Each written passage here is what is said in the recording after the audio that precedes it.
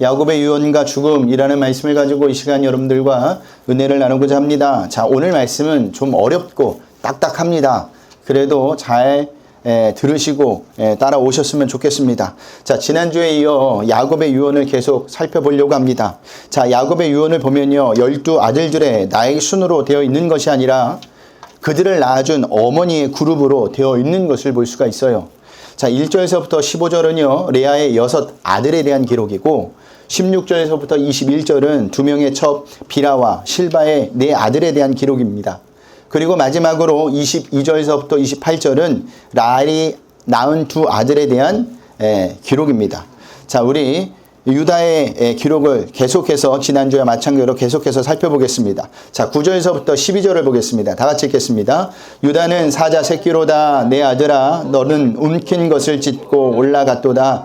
그가 엎드리고 웅크림이 수사자 같고 암사자 같으니 누가 그를 범할 수 있으랴.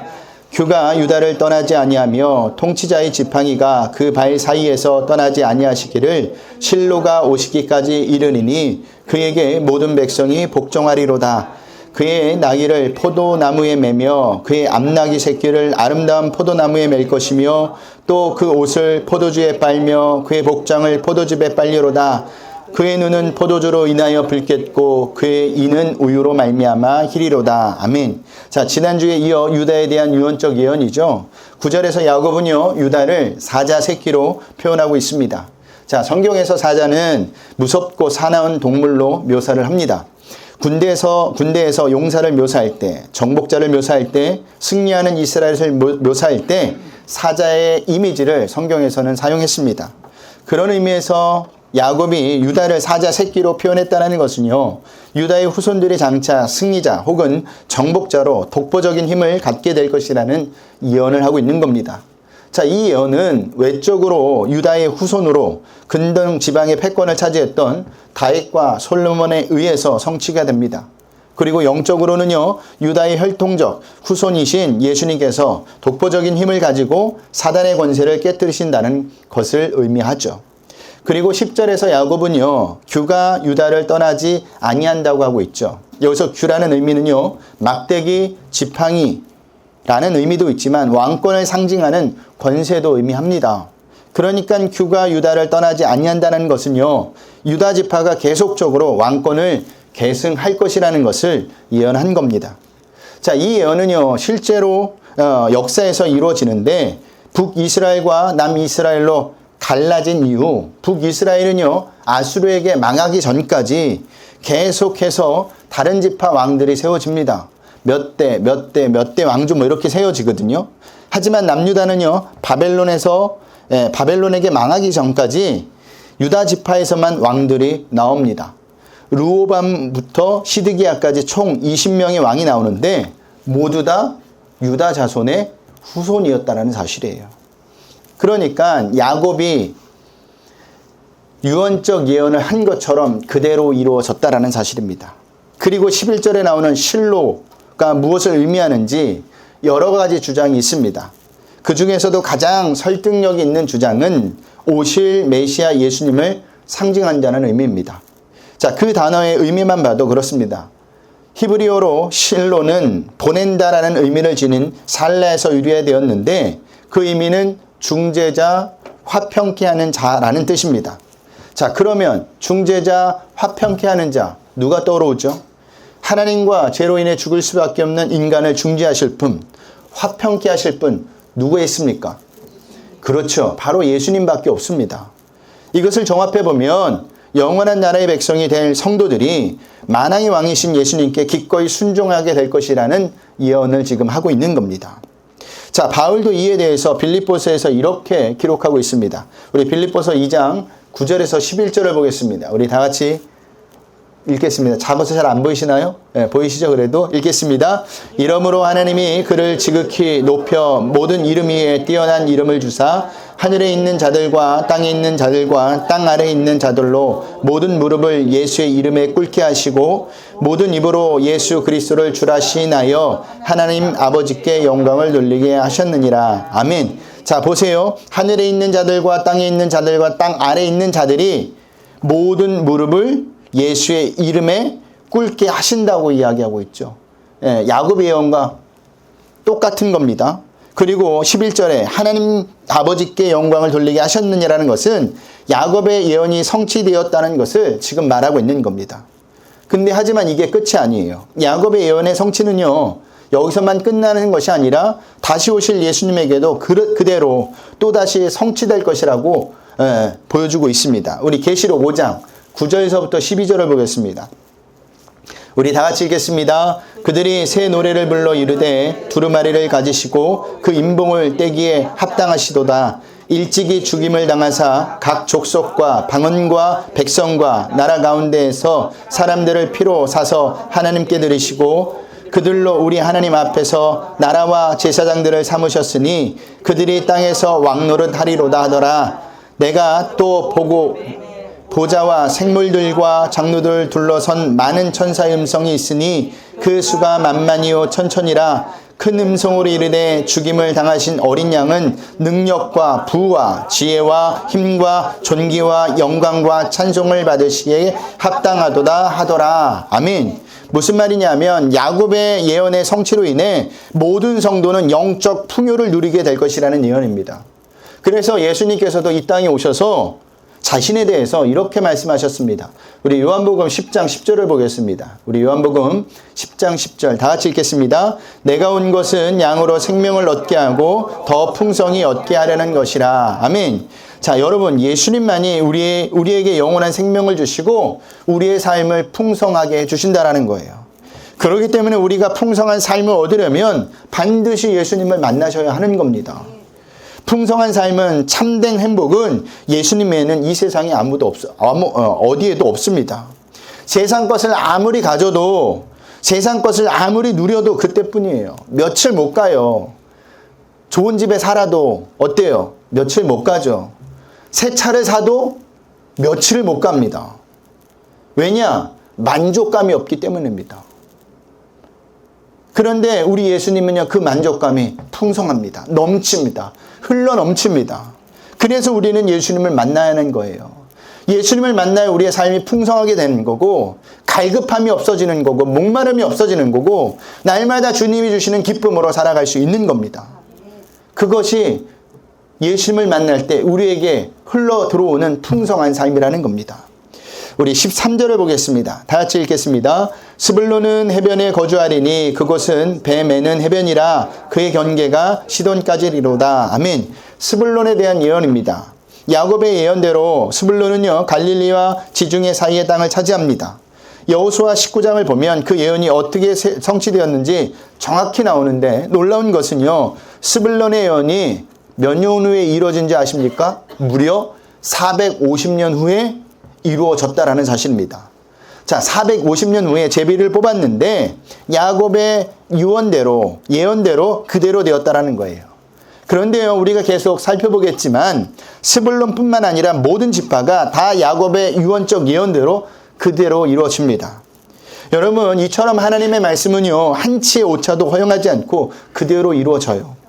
그래서 우리가 하나님을 완전하신 하나님이라고 하는 것이고, 우리가 그분을 믿고 신앙생활할 수 있는 겁니다. 사람은요, 말을 하고 지킬 수 있는 능력이 있으면 지킬 수 있지만, 그러지 못한 환경과 조건들이 오면 하지 못할 때가 많아요. 근데 우리가 믿는 하나님은 그렇지 않다라는 겁니다. 왜냐하면 세상을 주관하시는 분이기 때문에, 역사를 움직이시는 분이기 때문에, 당신의 약속대로 모든 것을 이끌어 가시기 때문에 우리가 그 하나님을 믿고 살아갈 수가 있는 겁니다.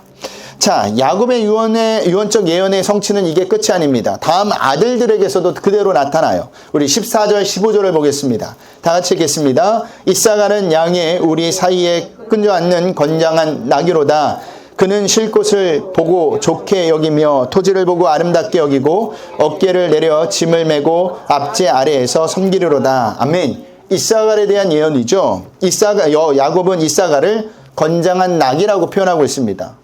자, 건장한 낙이란 뼈가 굵은 튼튼한 낙이라는 의미로서 성품이 공격적이고 진취적이기보다는 우직하고 단순하다는 의미예요. 실제로 이사갈 지파는요, 다른 면에서 두각을 내지 못하지만 단순한 노동과 농사 일에 굉장히 일을 잘하였다고 합니다. 그로 인해 지배 계층을 형성하지 못했고 피지배 계층을 계층으로 전락하게 돼요. 그 표현이 압제 아래에서 섬기리로다 라는 표현입니다. 자, 우리 16절 17절을 보겠습니다. 다 같이 읽겠습니다. 다는 이스라엘의 한 지파같이 그의 백성을 심판하리로다.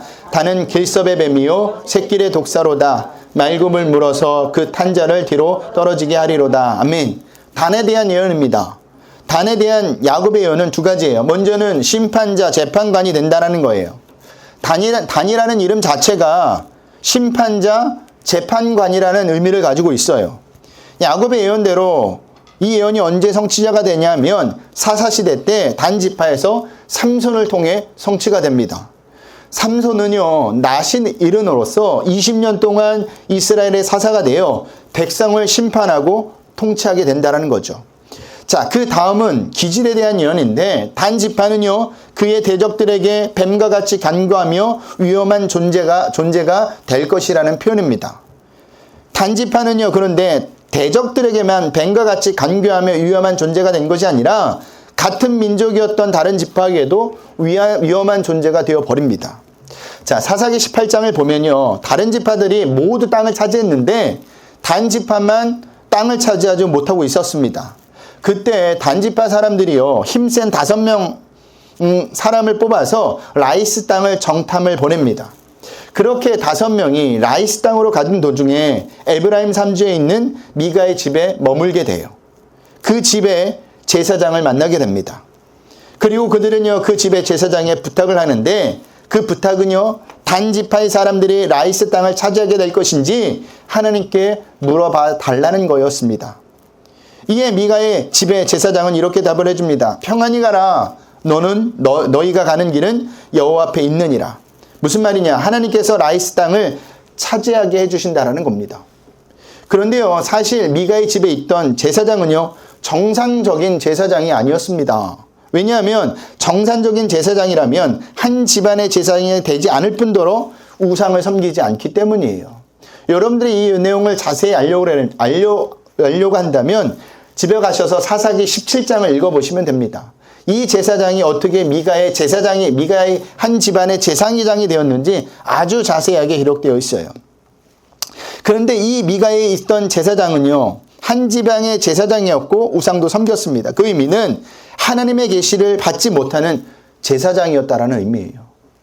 그런데도 단지파 사람들은요, 나중에 이자를 데려와서 단지파의 제사장으로 세우고 그것도 모자라 미가 집에 있던 우상들을 훔쳐가지고 나와서 우상을 섬기게 됩니다. 이로 인해 나중에 이스라엘이요, 남유다와 북이스라엘로 갈라졌을 때 여로보암이 단지파에다가 금송아지 우상을 만들어 놓고 하나님의 백성들에게 섬기게 하는 영향을 끼치게 합니다. 괜히 단지파에 금송아지를 세운 게 아니에요. 이런 모습이 있었기 때문에 그 영향이 갔다라는 사실입니다. 여러분, 하나님이 주신 좋은 지혜를 가지고 온전히 하나님께 섬기는 데 쓰지 않고 나만을 위해 쓸 때 나만 망하는 것이 아니라 다른 사람도 망하게 할 수 있다는 사실을 아셔야 합니다. 그렇기 때문에 하나님께서 우리에게 주신 달란트를 잘 사용하셔야 돼요. 그것이 그 달란트가 여러분이 가진 물질일 수도 있고요. 여러분이 가진 실력일 수도 있고요. 여러분이 가진 지위일 수도 있고요. 여러분이 가진 특기일 수도 있습니다. 그것을 가지고 하나님 아닌 나만을 위해 쓸 때 그것은 망하는 것으로 쓰이게 된다는 것을 분명히 아셔야 합니다. 우리 19절을 보겠습니다. 다 같이 읽겠습니다. 갓은 군대의 추격을 받으나 도리어 그 뒤를 추격하리로다. 아멘. 갓에 대한 예언이죠. 이 말씀은 갓 지파에서 많은 용사가 나타날 것이라는 예언입니다. 자, 갓 지파가 차지한 땅은요, 요단 서편이 아닌 동편입니다. 자, 대부분이 이스라엘 지파가 땅을 차지했을 때 어디 차지했느냐? 요단강 서편에 차지했고, 그리고 므낫세와 므낫세 반지파와 갓지파만 요단 동편에 차지했습니다. 그래서 이 요단 동편에 차지했던 그 족속은, 지파들은요, 미디안 족속, 암몬 족속뿐만 아니라 아라비아 족속에게 늘 공격을 당했다고 합니다. 하지만 갓지파는요, 그때마다 그들의 공격을 잘 막아냈고, 어떤 때는요, 그들을 먼저 공격하기도 하였다고 합니다. 그래서 자연스럽게 갓지파에서 많은 용사들이 나타난 거예요. 싸움을 계속하다 보니까 용사들이 나타난 겁니다. 자, 역대상을 보면 실제로 이 예언대로 갓집바에서 많은 용사가 나타났다는 것을 기록하고 있어요. 한번 볼까요? 역대상 12장 8절 말씀입니다. 우리 다 같이 읽겠습니다. 각 사람 중에서 광야에 있는 요새에 이르러 다윗에게 돌아온 자가 있었으니 다 용사여 싸움에 익숙하며 방패와 창을 능히 쓰는 자라. 그의 얼굴은 사자 같고 빠르기는 산의 사슴 같으니. 아멘. 갓지파 사람 중에는 광야에 있는 요새에 이르러 다윗에게 돌아온 자가 있었는데 다 뭐라고요? 용사라고 이야기합니다. 싸움에 어떻다고요? 익숙한 자라는 겁니다. 그들이 그 지역에 살았기 때문에 그렇게 될 수밖에 없었던 거예요. 그러니까 야곱의 유언적 예언대로 그대로 이루어진 겁니다. 우리 20절을 볼까요? 다 같이 읽겠습니다. 아셀에게서 나는 먹은 것은 기름진 것이라 그가 왕의 수사상을 차리리로다. 아멘. 아셀에 대한 예언입니다. 아셀 지파에서는요, 왕의 수라상에 올려질 기름진 먹을거리가 나온다고 하고 있죠. 자, 이 예언처럼 열왕기상을 보면요, 솔로몬 시대 때 그 땅의 곡식으로 두로왕 히람에게 양식을 공급하게 됩니다. 자, 왜 아셀 지파에 기름진 먹을거리가 나오는 것이냐? 그것은요, 아셀 지파가 아주 비옥한 땅을 차지했기 때문이에요. 아셀 지파가 차지한 땅은요, 갈멜산 북쪽 지중해 연안에 위치하여 물이 넉넉하고 땅이 기름지며 소산이 풍부한 곳이었다고 합니다. 아셀 지파가 어느 땅을 차지했는지 감이 안 잡히시죠? 그래서 여러분들을 위해서 제가 지도를 준비했습니다. 한번 보세요. 아셀 지파가 어디예요?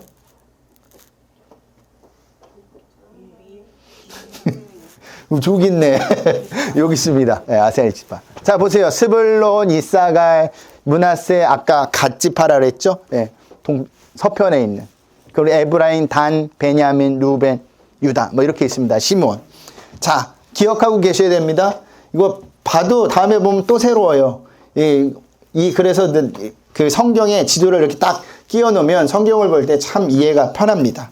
자, 21절을 보겠습니다. 자, 납달리입니다. 납달리 어디 있죠? 요 아셀 지파 옆에 있죠? 예. 자, 납달리입니다. 우리 21절 읽겠습니다. 시작. 납달리는 노인 암사슴이라 아름다운 소리를 바라는도다. 아멘. 자, 납달리에 대한 예언이에요. 노인 암사슴이란 속박에서 풀려나 한없이 자유로운 상태를 의미합니다. 그러나 납달리 지파는요, 가나안 북부 지방, 이스라엘 북쪽 국경 지역을 위치하고 있었기 때문에 늘 북방 민족으로부터 많은 공격을 받았고, 나중에는요, 가장 먼저 북이스라엘이 망했을 때 아수르의 포로가 됩니다. 우리 열왕기하 15장 29절을 보겠습니다. 열왕기하 15장 29절 다 같이 읽겠습니다. 이스라엘 왕 베가 때 아수르 왕 디글랏 빌라셀이 와서 이온과 알벤벤 마아가와 아노야와 게데스와 하솔과 길르앗과 갈릴리와 납달리 온 땅을 점령하고 그 백성을 사로잡아 압수르로 옮겼더라. 아멘. 자, 야곱의 유언적 예언과는 맞지 않는 것 같죠? 왜냐하면 납달리는 노인 암사슴이라고 했잖아요. 속박에서 풀려나 한없이 자유로운 상태를 의미한다고 했잖아요. 그런데 지금은 어떻게 되었습니까? 오히려 속박을 당하고 있습니다. 그런데요, 이 납달리의 이 야곱이 했던 예언이 언제 이루어지느냐? 이사야 선지자는요, 포로 생활에 고통당하고 있던 납달리 지파에서 구원의 빛이 비칠 거라고 또다시 예언을 합니다. 한번 보겠습니다. 이사야서 9장 1절 2절 말씀입니다. 우리 다 같이 읽겠습니다. 전에 고통받던 자들에게는 흑암이 없으리로다. 옛적에는 여호와께서 스불론 땅과 납달리 땅이 멸시를 당하게 하셨으니 후에는 해변길과 요단 저쪽 이방의 갈릴리를 영화롭게 하셨느니라. 흑암에 행하던 백성의 큰 빛을 보고 사망의 그늘진 땅에 거주하던 자에게 빛이 비치도다. 아멘. 자, 이사야 선지자의 예언은요, 예수님께서 납달리 지파의 땅이었던 갈릴리에서 사역하심으로써 성취가 돼요. 그러니까 납달리에 대한 야곱의 유언적 예언은 예수님을 통하여 이방 민족의 손에서가 아닌 죄와 사망의 권세자, 곧 사단의 손에서 노임을 받게 될 것이라는 것을 지금 보여주고 있는 겁니다. 그리고 아름다운 소리를 바라는도다 라고 했잖아요. 21절에 보니까 납달리는 노인 사슴이라 하고 이야기하면서 아름다운 소리를 바라는도다 라고 했는데, 이 예언은요, 예수님의 사역의 중심지가 옛 납달리 지역인 갈릴리에서 예수님의 제자들 중 대다수가 나음으로써 이루어집니다. 왜냐하면 그들에 의해서 복음이 어떻게 되었어요? 전 세계적으로 퍼지게 되었기 때문이에요. 그래서 아름다운 소리를 바라는도다 라고 예언을 한 겁니다. 아름다운 소리가 그쪽에서부터 계속 퍼져나간다라는 거예요. 이렇게 야곱의 유언적 예언은 이루어집니다. 우리 22절서부터 26절을 보겠습니다. 요셉입니다. 읽겠습니다. 요셉은 무성한 가지 곧 샘의 곁에 무성한 가지라. 그 가지가 담을 넘었도다. 활 쏘는 자가 그를 학대하며 적개심을 가지고 그를 쏘았으나 요셉은 활은 도리어 굳세며 그의 팔은 힘이 있으니 이는 야곱의 전능자 이스라엘의 반석인 목자의 손을 힘음이니라. 내 아버지의 하나님께로 말미암나니 그가 너를 도우실 것이요 전능자로 말미암나니 그가 내게 복을 주실 것이라. 위로 하늘의 복과 아래로 깊은 샘의 복과 젖먹이는 복과 태의 복이로다. 내 아버지의 축복이 내 손주의 축복보다 나아서 영원한 산이 없음같이 이 축복이 요셉의 머리로 돌아오며 그 형제 중 뛰어난 자의 정수리로 돌아오리로다. 아멘. 요셉에 대한 예언입니다. 요셉은요 무성한 가지라고 표현하고 있죠. 열대지방에서 무성한 가지는요 풍요로움을 상징합니다.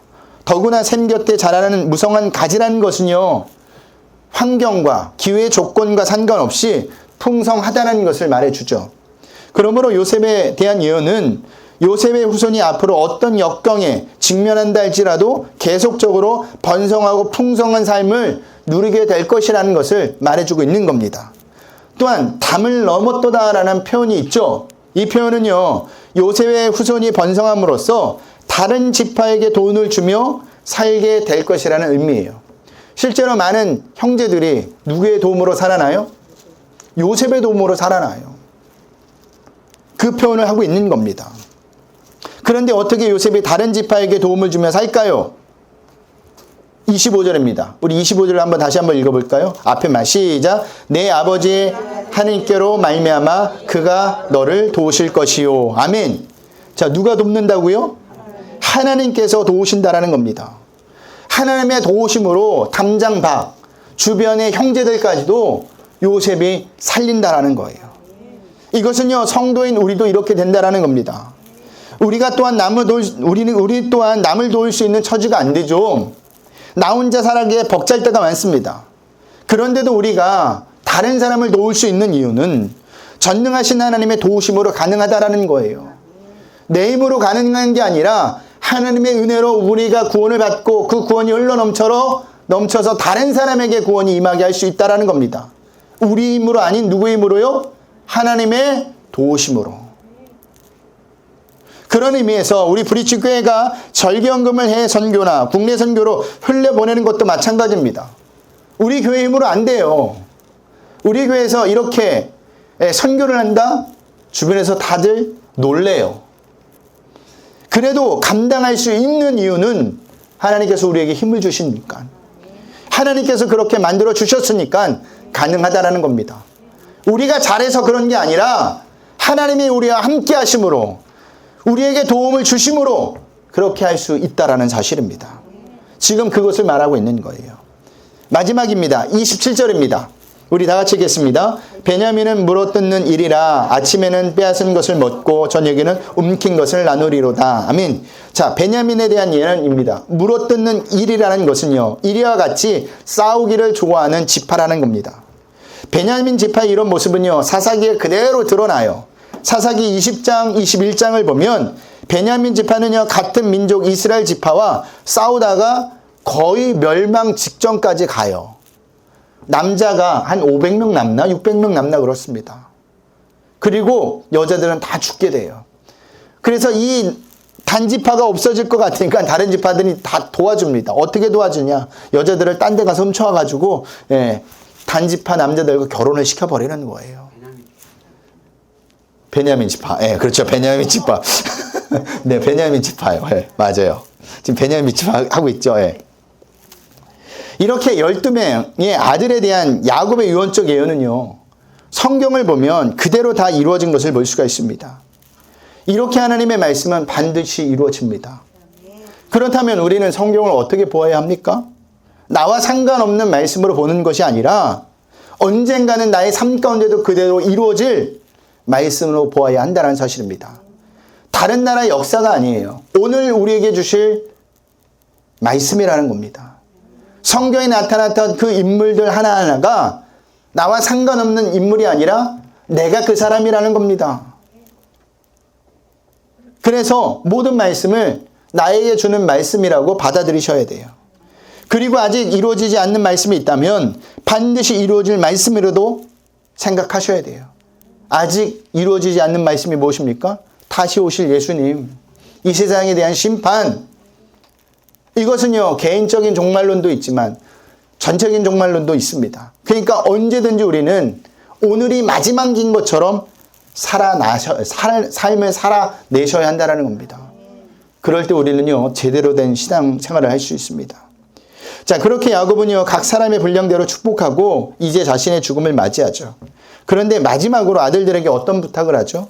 우리 29절에서부터 33절을 보겠습니다. 다 같이 읽겠습니다. 그가 그들에게 명하여 이르되 내가 내 조상들에게 돌아가리니 나를 햇사람 에브론의 밭에 있는 굴에 우리 선조와 함께 장사하라. 이 굴은 가나안 땅 마므레 앞 막벨라 밭에 있는 것이라. 아브라함이 햇사람 에브론에게 밭 함께 사서 그의 매장지를 삼으셨으므로 아브라함과 그의 아내 사라가 거기 장사되었고 이삭과 그의 아내 리브가도 거기 장사되었으며 나도 레아를 그곳에 장사하였노라. 이 밭과 거기 있는 굴은 햇사람에게서 산 것이니라. 야곱이 아들에게 명하기를 마치고 그 밭을 침상에 모으고 숨을 거두니 그의 백성에게로 돌아갔더라. 아멘. 자신을 햇사람의 에브론 밭에 있는 굴에 우리 선조와 함께 장사해 달라고 부탁을 하죠. 그것은요, 아브라함이 아내 사라를 묻기 위해서 매장지로 샀던 막벨라 굴입니다. 자, 야곱이 이렇게 아들들에게 부탁한 이유가 무엇이냐? 그것은요, 아들들에게 하나님께서 약속하신 대로 그들이 반드시 가나안 땅으로 돌아가게 될 것임을 확신시켜 주는 것이었습니다. 야곱의 유언을 통해 하나님의 나라를 향한 자신의 신앙과 하나님의 언약에 대한 확신을 아들들에게 남겨준 거예요. 아무리 애굽이 살기 좋은 곳이라고 해도 그것은 너희들에게 약속의 땅이 아니다. 너희들이 평생 있을 곳이 아니다. 우리의 약속의 땅은 하나님께서 약속하신 가나안 땅이라는 것을 다시 한번 이스라엘 백성들에게, 자녀들에게 알려주고 있는 겁니다. 이것은 우리도 마찬가지예요. 아무리 이 땅이 살기가 점점 좋아진다고 해도 이 땅에서 영원히 살 수가 없습니다. 우리의 본향은 어디예요? 하나님 나라예요. 그렇다면 우리는요, 우리 자녀들에게 마지막에 어떤 부탁을 해야 하느냐?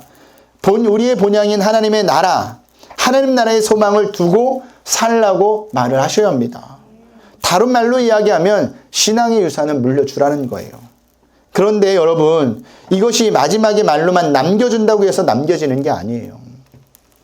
신앙의 유산을 남기시려면 평소에 우리의 행동이 신앙적이어야 합니다. 모든 기준이 하나님과 말씀의 기준대로 움직이셔야, 그렇게 삶을 살아내셔야 자녀들이 그 말을 듣는다니까요. 평소에 그렇게 생각하지 않고 그렇게 행동하지 않고 죽을 때 그렇게 이야기하면 아무도 믿지 않아요. 그러니 평소에 소망을 하나님 나라에 두고 사시길 바랍니다. 그러면 자연스럽게 우리의 신앙의 유산이 자녀들에게 물려져요. 제가 늘 저희 어머니의 모습을 보면서 항상 느끼는 것이 무엇이냐? 문제가 만났을 때 기도해야 된다는 거예요. 저희 어머니가 항상 그런 모습이었어요. 문제가 만났을 때, 힘든 일이 있을 때, 어려운 일이 있을 때, 내 모든 그 해결이 안 될 때 저희 어머니가 가장 먼저 보였던 것은 항상 기도하는 모습이었습니다. 그래서 제가 어려운 일을 만날 때, 힘든 일이 있을 때, 내 힘으로 벅찬 일이 감당할 때 기도하는 모습이 다 저희 어머니에게서 물려받은 거예요. 그렇다면 여러분의 자녀들은 여러분이 어떤 모습을 본받고 있을까요?